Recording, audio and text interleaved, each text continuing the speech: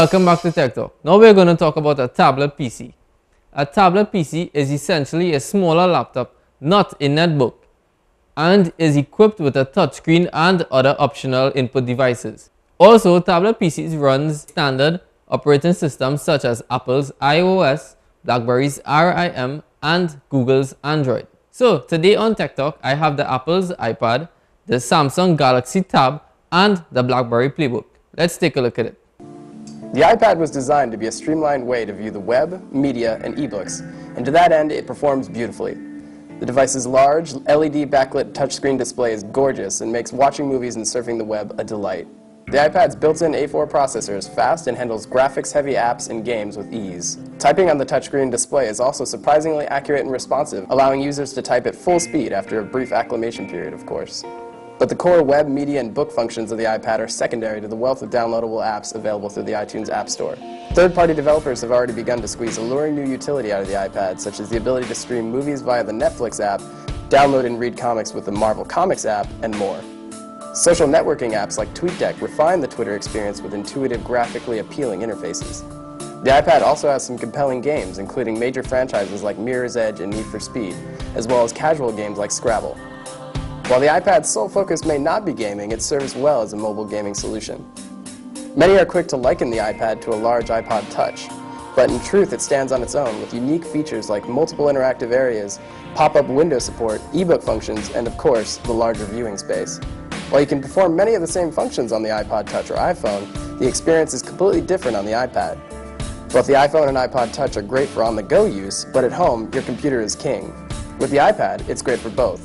And at home you may find yourself reaching for it before your laptop to quickly check your email or browse the web. Despite the iPad's seamless user experience and broad range of applications, however, it's not perfect and leaves much to be desired. The iPad's lack of a built-in camera, for instance, is incredibly limiting, as the device is the perfect platform for mobile video conferencing. Similarly, the iPad's current inability to run multiple apps at once makes swapping between functions time-consuming and inefficient, and no flash support curbs the user's ability to view web media.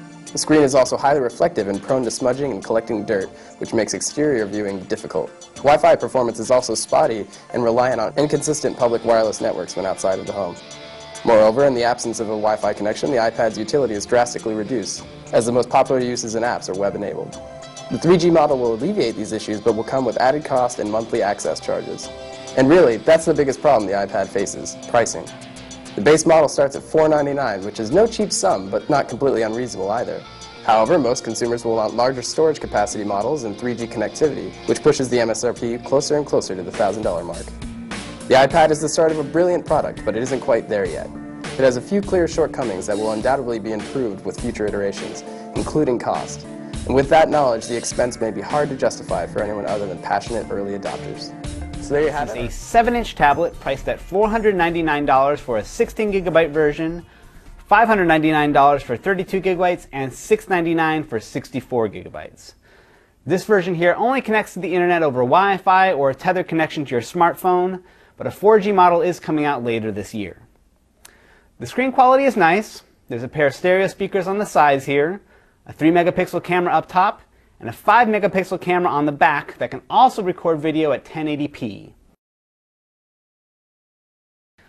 On the bottom you get connections for an optional charging dock, a micro USB port for charging and syncing, and an HDMI port that can also crank out smooth 1080p video. The top of the Playbook is a sour note for me. There's a headphone jack and a pair of stereo mics, that's fine, but the power button, if you can see it, is this little teeny tiny thing made for baby fingers.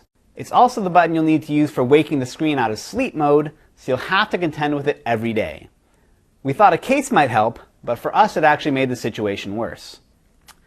As for the tiny volume and play pause controls next to it, they do work, but I'm not sure why they're even up here, or why a dedicated play pause button is even necessary. If you can get past the tedious little button, the real centerpiece of this whole thing is the OS. This is a brand new piece of software built by RIM from the ground up. It's fast, it's fluid, it can multitask and juggle apps like a maniac, and if Apple and Google aren't scared yet, they probably should be. My favorite part of the whole system is the web browser, which fully supports Adobe Flash and presents web pages just as they would look on your desktop. That means Flash video, Flash games, and for better or for worse, Flash ads. But as great as it is, the browser is trapped inside a tablet that is half the size of the iPad, not to mention the 10-inch honeycomb tablets that are due out this year. Some may find the small size an advantage, but when it comes to full-scale web pages and document editing, those tasks really deserve a larger screen. The Samsung Galaxy Tab 10.1 is easily the best and most competitively priced Android tablet to date. It combines the power and features of the Motorola Xoom with the slim form factor and affordability of the iPad 2. Though it has some obstacles to overcome, there's a lot to love about this new Android tablet. For starters, the Galaxy Tab 10.1 is the thinnest Android tablet to date, measuring at just 8.6 millimeters thick. It's easy to store, transport, and hold, weighing a little more than a pound. Like most Android tablets, the Galaxy Tab is made largely of plastic, but the tritone aesthetic gives it a premium look and feel. But it isn't all flash. It's got quality tech under the hood. Its NVIDIA Tegra 2 processor, 1GB of RAM, 1280 by 800 display, plus 2 and 3 megapixel cameras make it a rival to the iPad 2 and the Motorola Xoom. And there you have it, the Apple's iPad, the Samsung Galaxy Tab, and the BlackBerry's Playbook. Maybe on later shows I'll try to get my hands on the Apple's iPad and maybe the Samsung Galaxy Tab and do my own personal hands-on review. So we take a break and we'll come back to more of Tech Talk.